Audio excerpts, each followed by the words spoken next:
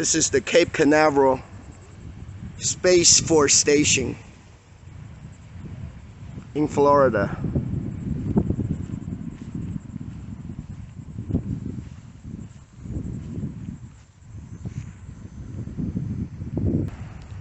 The big Air Force missile outside of the space station on display.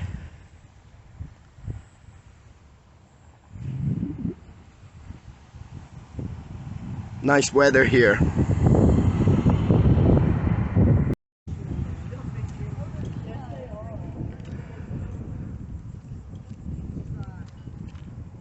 Alright, I'm walking toward the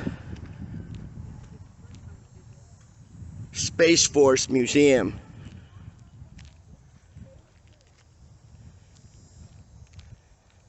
As you can see, there's some kind of SpaceX facility here. SpaceX launch and landing control.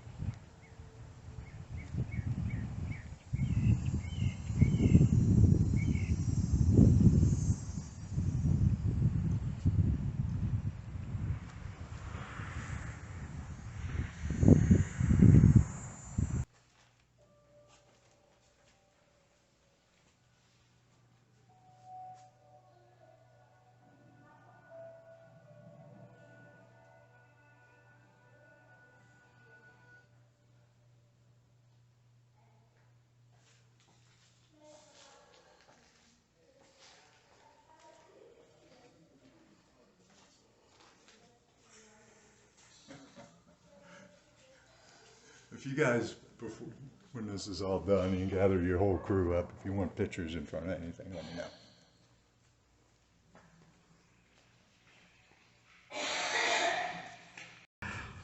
I've seen him out there. Yeah, look at the space, Okay. SpaceX thing. We're inside of the Space Museum, Space Force Museum now. And this guy says he's going to give us a quick tour. Quick tour. Quick tour. Well, I'm going to point something out while you guys were walking on the other side here. Well, you can't hardly see it, but there's on your way out, behind this oak tree, there's a sycamore tree. Yeah. It's called the moon tree. Okay. It actually flew on one of the Apollo missions. No, it didn't fly, but the seeds flew. The seeds did. on Oh, and you go, Apollo okay, mission. that's awesome. Let me go look at it when we're going out. We're going to see the moon tree. Yeah, because SpaceX is moving out of this building, they are, their security isn't as tight, but Right. they don't really like you wandering too Oh, much. no. Yeah, that's what we were worried about. Like when we got to take a picture, even just on the road. That's fine. I mean, places that they don't want you taking pictures, Right, you would know. or pass those guys with guns. Right, you would know. Right. It would be right there. This is Sands Sands History Space Center. It's named after General Sands. General Sands was the commander of Patrick Air Force Base, which is right down the road, which Patrick Air Force Base oversees Canaveral Space Force Station here. So he wanted a place that the general public could come in and just kind of look around. Everything you see here, you see LC, which stands for Launch Complex. Yeah. Those are all Air Force. Okay. Now Space Force, but that's all Air Force. You won't see a 39 which is where the shuttles, Apollos, and all that, because that's on NASA property. Right. We've been to that. I mean, him have. Yeah, so Right. this- That's why we came here to that. Right? So everything in here is Air Force. Yeah. You're talking here was on Canaveral Air Force Station. That's where history all started. All your early Apollos, your Geminis, your Mercuries, all that started here. Everything started off pretty much as military. Came in, you had your ballistic missiles, and then your what happened was after World War II, well, towards the end of World War II, von Braun came up to our troops and said, "We want to surrender. We want to come with you guys." So it was either, Germany was losing the war. Right. So it was either us, the Russians, or their own people. And their own people were just, probably worse than them because they didn't want these secrets going on. Right. Yeah. So we took 100 or so engineers, loaded up a bunch of V-2 rocket engine parts and rockets, put them on a train, and went to White Sands, New Mexico. In the meantime, the Cold War had started. You guys are way too young to know, about that. Yeah. But that's us hating the Soviet Union hating us, and we're pointing missiles at each other. Right. So we needed to be able to test long-range rockets, be able to fire from Montana, Maine, places like that. If you guys ever go up to Montana, Wyoming, and places like that, you see missile silos in the middle of the field. Oh, wow. Those are all pointed at Soviet Russia. Yeah, I've been to Montana. I just probably didn't even know. A lot of Right. You just going down. They did kind of right. They're hitting. It's like you see in the movies. The farmland just opens up, and they're underneath there, and then the lid opens. Yeah. But and that's pretty much that. A lot of that has gone away through what they call the Strategic Arms Limitation Treaty, which one of our volunteers was the author of that. But the first launch was in 1950. The reason they picked Canaveral was because of long-range testing. They needed a place that was remote and everything, so they went out and looked at different places. One was California, one was Washington State, and the other was here. Actually, Washington State got eliminated real quick because of the weather. Right. But they actually picked California. But when Mexican government said, "You're not flying over our airspace because we put one of these guys into Juarez." Right. Flew right over El Paso and landed in Juarez. We lost control of it. Oh my gosh, they And took it. It went into a cemetery. Yeah. And that's when I say something dumb, like nobody was hurt. Right. But nobody was hurt. Yeah. But the Mexican government sued us. Individuals sued us because their ancestors. Oh yeah. And so they actually picked California again, and the Mexican government says, "You're still not flying over our airspace." Right. Blah. So they picked here. In 1950, early 1950s, this place was desolate.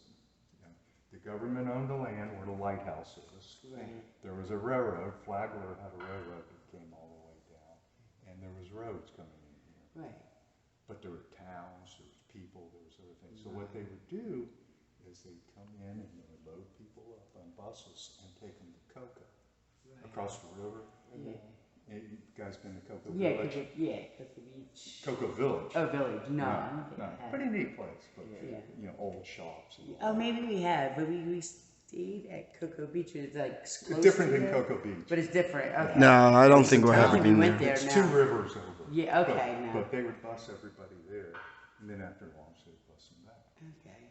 Until government got tired of doing that and say, "We're going to buy your property whether you like it or Right. not." Yeah. That's. And that's what they did. They came in and checked, said, "This is fair market value. Yep. Get out." Take it or don't take it. Or take it. I know. And to this day, and one of the guys was just here, they were doing an archaeological dig by where I used to work. I used to go out and do little walks through the woods at lunchtime when it was cool. It wasn't 500 degrees outside. Right. And I came across a headstone that said Maria Penny, Oh wow. and she died in 1890. Oh my gosh. And it was kind of spooky. Yeah, I right? mean, I don't know how Chinese are, but No, he's very, Japanese guys, we're kind of spooked No, about that. he gets very spooked. Even where we're staying, he said, "But did that door just open?" And I was like, "I don't I'm know." from Taiwan. It's just like Japan. There's plenty of spooky things happen at the old motels and things. It's the same. So I know, and I'm scared. Asians, we You do- don't we like do- corner Very motel rooms, he don't like superstitious. rooms. Very superstitious. One time he had us even change our room in Las Vegas. But you know, there's just a headstone and a footstone. Right. Each going up on it. Maria. One guy was just here. He's the guy that sets up all these places. Yeah. They're doing, and he does archaeological digs with the University of Central Florida, and they're doing that site out there now. Oh wow! I know, right? Because me it's and very Marie- connected. Right, you have a connection, right? Yeah, me and Maria are buddies. Yes, you have like a great connection to it. But, Isn't it amazing how we get connected to things? Like just, I mean, it's a physical thing, but it actually has like some power to it. It really I does. go walk, do my walks, and hi, Yes. But Launch Complex, very first launch, 1950, was a bunker, which was basically a modified V2 rocket that we got from Germany.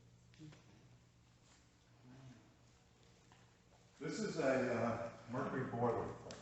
But Mercury was one astronaut. This is the exact same size as the capsule. This was the ground crews used to practice with it. Okay. So you can see the first one that Alan Shepard was on, sitting on top of a Redstone rocket. Okay. Redstone rocket was not powerful enough to go orbit, Okay. break orbit, so it went to space and then back down. But before we launched Shepard, we lost Ham. Okay. Oh yeah.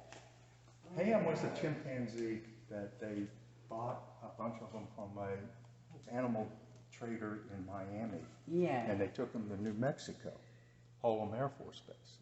And what they did was they trained him.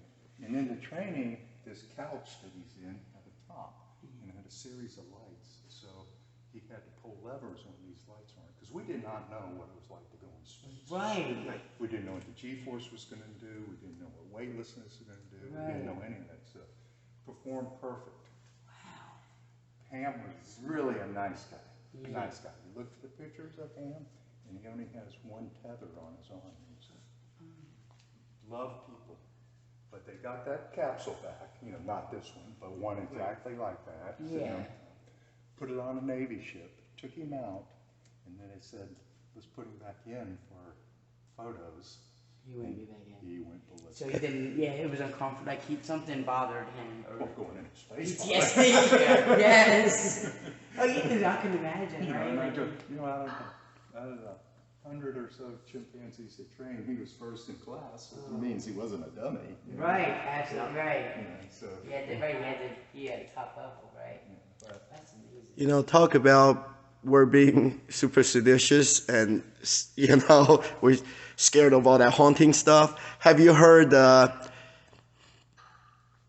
not only the Chinese astronaut, but American astronauts say that too in the space when they're inside the spacecraft? Sometimes they hear knocking, like a door knocking sound from outside. There's nobody out there and they knock. That is why the first Chinese astronaut, he was up there by himself, in the space capsule. It orbit Earth for maybe for about a day or so. And when it was very quiet, and he heard knocking, and he was so scared. Oh. But they're all Navy guys, just like here, they're trained, and he was scared, but he dealt with it. And then he mentioned that in the book he wrote like 10 years later after he retired. And then the American astronaut come out and say the same thing. They do hear knocking. They don't know what it is, but it's something. It's just mysterious, and nobody knows. this is a Atlas rocket engine. They still use the Atlas rocket engine today on the Atlas. We use one now that's called the RD-180. It's the problem that with the RD-180, very reliable, very simple engine, super reliable. That's why we bought them. We bought them from Russia. So they're developing a new one that is methane fueled, it's going to be Bezos, Jeff Bezos, Amazon. Okay. His new company, Blue Origin, is developed. Yeah. If you go to the visitor center, you see Yeah. his new building. Yeah. And if you're at Cherry Down Park, you look straight ahead, you're going to see a huge launch pad and everything. That's his new launch pad. Must be nice, right? Later, they have hobbies. I know. Must be nice. This is a heat sink. What this is for protecting the ICBM going up, but when it's coming back down to the atmosphere, it gets so hot coming back down. Right. They don't use this anymore, but back in the old days, ICBMs. Complex 13 used to be an old Atlas pad, but nowadays they use it to bring the Falcon first stage. First stage, it's amazing. I was in the space program my whole life. Yeah. My dad was a Titan guy. I was a space shuttle guy. Okay. His whole career was Titans. My whole career was space shuttle. Oh wow. This is totally amazing what Yeah. he's come back to here. Because they launch and you see a burner, and then it's just these things free fall. And as you're going out of here, you're gonna, when the road curves, Yeah. there's a first stage sitting there. It was this morning, and sitting on the barge. Okay. And if you're going into the port or on your way to Cherry Down, pull into the port, and you can see a restaurant called Gator's Dockside. Just go in the parking lot, look straight across, and you see one of this thing. So, but that's totally amazing. And they did it right on. It's Yeah. Wow. WD-40 developed for the Atlas program. WD is water displacement. Wow. It's the 40th formula. Wow. So you can see that the Atlas is not painted, it's coated. Oh. Complex 14, I was telling you that the mercury on the redstone was not powerful enough to go through the atmosphere. Right. They put it on an Atlas and it's powerful.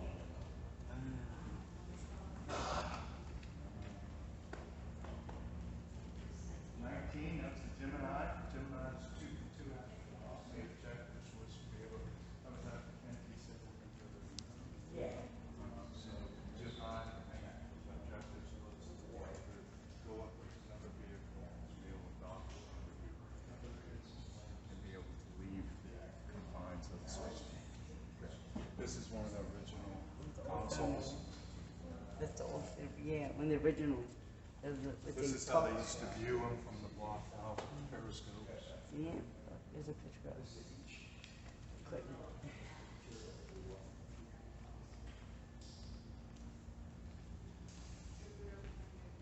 This is a Jupiter.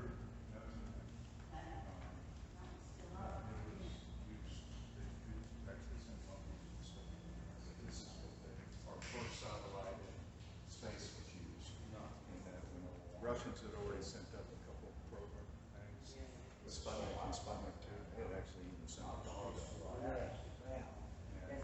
Space race. Space race. We're in a whole new one right now. Yeah, It's really. actually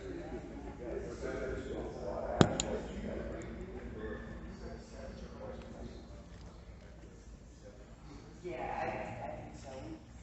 Me and him did the whole like. you can see the consoles. Yeah. That's a Burroughs computer. Any program in your phone has more power than that whole computer Right. But one of the things on this console is the rear grills, thick windows. But in this, you got built-in mash plates. Oh wow, they smoke a lot, right? Everybody smoke. Everybody smoked back in those days. The other thing that bigger to me was you got there's doors that are this thick with glass doors. So you shut the glass door at T minus so many minutes. And you got an inner glass door, you shut it at T minus so many minutes. Bathrooms are here. Wow. They designed it. Just in case you have to go. You're not going. Go. Oh, not. The other thing they did was a big square. So wherever it was Right. that all the energy is coming into a square building. Okay. You see the more modern slope. Right. So, and also, Right. the submerging warhead, still used. This is a Mark V. This is the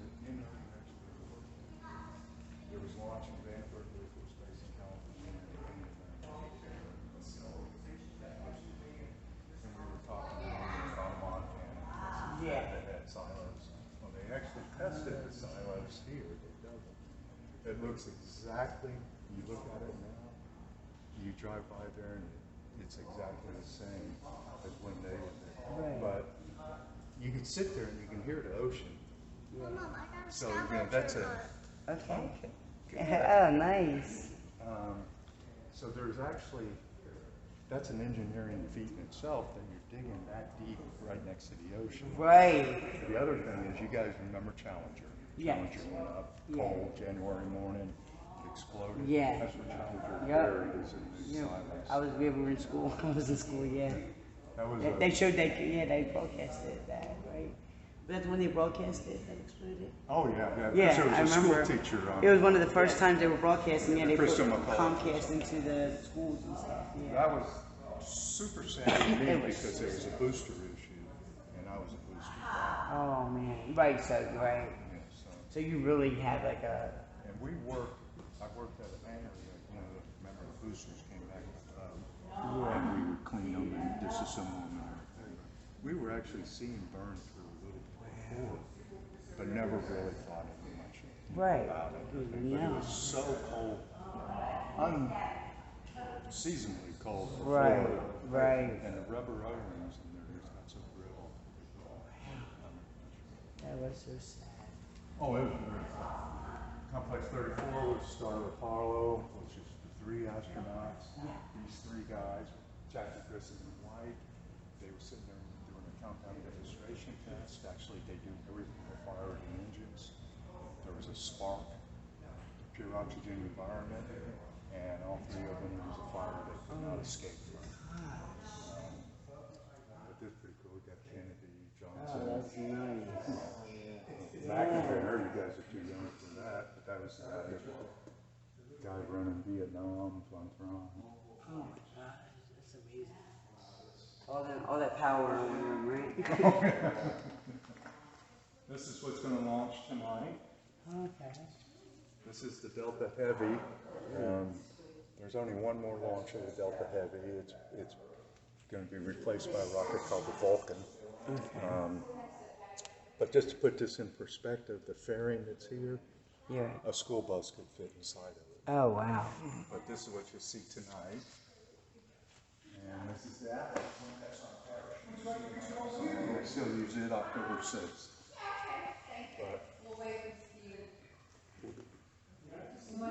I was working that day that Elon brought Obama here. Oh wow. We're in the hangar, Yeah. place I worked, and the security's coming on. Everybody inside. Right. We've got security clearances. Right. We could check for security every. Right. Everybody inside. So we had to go. I mean, to the point we had to close all the doors. And Yeah.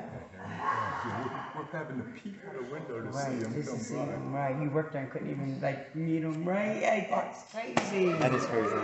Wow. That is crazy. But that's about it. That's it. That's And amazing. gift Thank shop you. back there. Yeah. Every guy needs a new T-shirt.